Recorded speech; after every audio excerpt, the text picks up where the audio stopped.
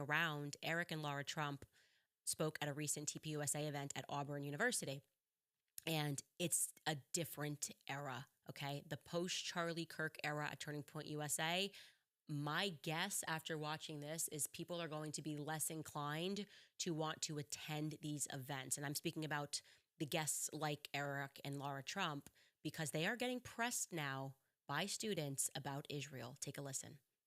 I'd like to ask about your father's relationship with Israel. He's taken over $230 million from pro-Israel groups.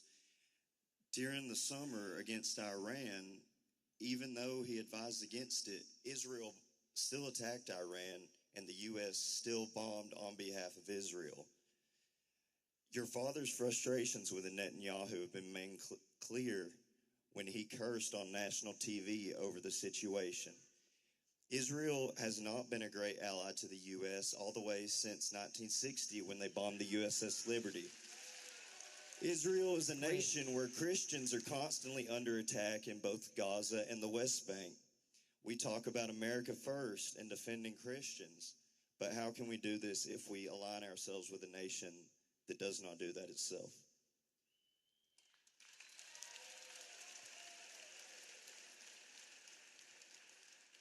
There's no question my father's had frustration. In fact, I think he's had frustration throughout the whole conflict with both sides. At the same time, make no mistake, you have a nation that is chanting death to America every single day on the streets of Tehran.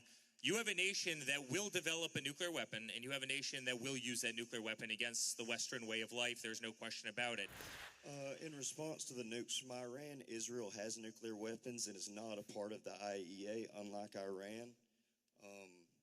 And it's just sad to see because I've never seen the American president get treated the way he does by the Israeli government. Here's what I'll add. Do we or do we not have phase one of a peace agreement in the Middle East right now? Nothing is ever going to be perfect, but I'll tell you what, this president works with what he has. He believes in peace through strength. And whether we're talking about in the Middle East, whether we're talking about a 40-year war like Armenia and Azerbaijan, as Eric just pointed out, a 5-day war in Thailand and Cambodia, this is a president of peace. I don't know. It's lost its edge, right? Like MAGA's over. You just know it's over. It's just over. And I say this, by the way, and I'm always very honest with you about how people are behind the scenes. Eric and Laura have always been unbelievably kind to me. I have nothing bad to say about them as human beings. Laura works very hard.